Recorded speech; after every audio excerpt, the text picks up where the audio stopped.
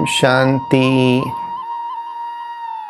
हम सभी के भाग्य के अंदर कितना धन है वो हमको पता नहीं होता है, वो हमको ख्याल नहीं रहता है।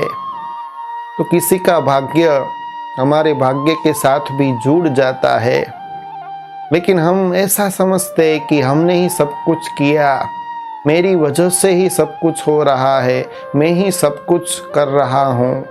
तो ये झूठा जब अहंकार आ जाता है तभी वो व्यक्ति का पतन होता है।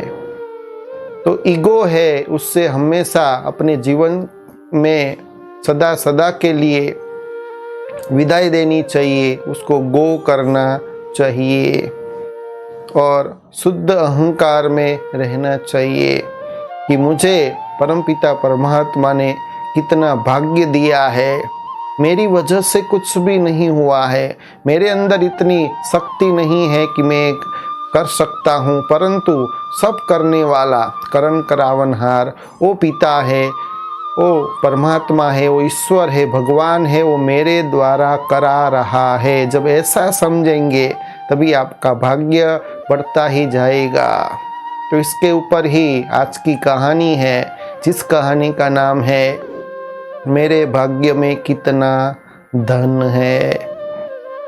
तो एक व्यक्ति को यही प्रश्न मन में उठा कि मेरे भाग्य में कितना धन होगा, मैं जानना चाहता हूँ। तो वो नारद मुनि से पूछता है वो व्यक्ति कि हे नारद मुनिवर, मेरे जीवन में कितना धन होगा, मेरे भाग्य में कितना धन होगा। तो नारद मुनि उस व्यक्ति को कहते हैं कि मैं विष्णु को पूछकर कल तुझे बताऊंगा। तो विष्णु को पूछकर फिर वो व्यक्ति को बताते हैं कि तेरे भाग्य के अंदर 1 रुपये का ही धन है। तो वो समझ जाता है व्यक्ति और 1 रुपये से अपना जीवन व्यवहार करता है और खुश भी रहता है और सारा घर भी चलाता है। तो उसे देखकर उसका जो मित्र होता है कि ये व्यक्ति के जीवन में 1 ही रुपया रोज का कमाता है, फिर भी इतना खुश रहता है, इतना प्रसन्न रहता है, कोई भी चिंता की रेखा उसके चेहरे में नहीं है। तो व्यक्ति खुश होकर के, प्रभावित होकर के व्यक्ति को उनका मित्र कहता है कि मेरी जो बहन है उसकी शादी तेरे साथ में कराना चाहता हूँ। तब वो व्यक्ति उसके मित्र को कहता है कि मैं तो रोज का 1 ही रुपया कमाता हूँ, तो क्या तेरी बहन इससे घर चला सकेंगी? अगर चला सकेंगी तो मुझे कोई आपत्ति नहीं है। तो उसका जो मित्र है वो भी मान जाता है कि कोई बात नहीं, उसकी बहन भी मान जाती है। तो उसकी सगाई हो जाती है, माना संबंध भी हो जाता है। तो रोज का जो 1 रुपया कमाता था, अभी वो उसकी जो भाग्य में जो धन था 11 रुपया हो गया, उसकी कमाई 11 रुपया हो गई। तो फिर वो मुनिवर को बुलाता है और नारद मुनि को फिर से वो व्यक्ति कहता है कि पहले मैं रोज का 1 ही रुपया कमाता था, तो ये 10 रुपया कहाँ से आया? अभी मैं 11 रुपया कमा रहा हूँ। तब मुनिवर उस व्यक्ति को पूछते हैं कि क्या तेरा किसी के साथ संबंध हो गया है या किसी के साथ सगाई हुई है? तभी वो व्यक्ति कहता है हाँ जी। तब मुनिवर उसे समझाते हुए कहते हैं कि तेरी जो सगाई जिसके साथ हुई है उसका 10 रुपये का भाग्य है, वो तेरे खाते में ऐड हो गया है। तू तो रोज 1 रुपया ही कमाता था, परंतु 10 रुपया तेरा जिसके साथ रिश्ता हुआ है, सगाई हुई है, उसका तुझे मिल रहा है। फिर थोड़े दिनों के बाद विवाह भी हो जाता है और उसकी जो पत्नी, व्यक्ति की जो पत्नी होती है वो गर्भवती होती है।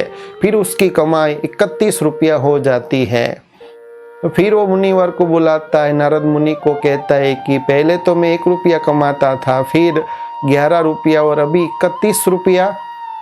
तब मुनिवर उसे कहते हैं कि इसमें तेरा कोई भी अपराध नहीं। वो व्यक्ति भी कहता है कि मेरा क्या अपराध हो गया जो मैं 31 रुपया अभी कमा रहा हूँ, कोई मैं भूल तो नहीं कर रहा हूँ।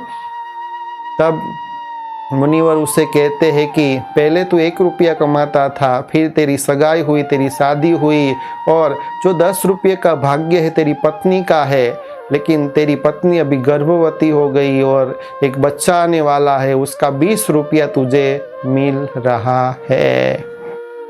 तो ऐसे ही हमारे जीवन के अंदर भी जो प्रारब्ध मिलती है, जो भाग्य मिलता है, वो दूसरे का हिस्सा भी हो सकता है।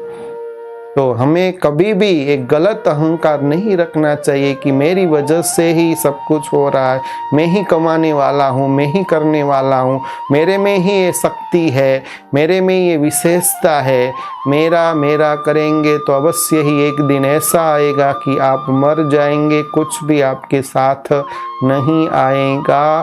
तेरा तेरा करेंगे तो तर जाएंगे। इसलिए मैंने जो शब्द है उसको कभी भी यूज नहीं करना है। सब जो करा रहा है वो परमपिता परमात्मा ही करा रहा है, और हमारे भाग्य को लिखने वाला वही है। जब सब कुछ उसके ऊपर समर्पित कर देते हैं और केवल स्वयं को इंस्ट्रूमेंट समझते, एक साधन समझते, निमित्त समझते हैं, मैं तो करनहार हूँ, परमपिता परमात्मा ईश्वर भगवान है, वो मेरे द्वारा करा रहा है, मेरा भाग्य वो लिख रहा है, मुझे जो भी मिल रहा है उसके द्वारा मिल रहा है। तो जब करण करावनहार की स्मृति होती है और ये जो अशुद्ध अहंकार है, मेरा है, मैंने ये किया, ये जब उससे मुक्त हो जाते हैं और करण करावनहार परमात्मा की स्मृति में रहते हैं, तो क्या होता है, आपका भाग्य भी दिनों दिन बढ़ता जाता है और आप भी सभी बातों से मुक्त हो जाते हैं, और जो जीवन का परम सुख है, परम शांति है, उसकी गहन अनुभूति कर सकते हैं। अच्छा, ओम शांति।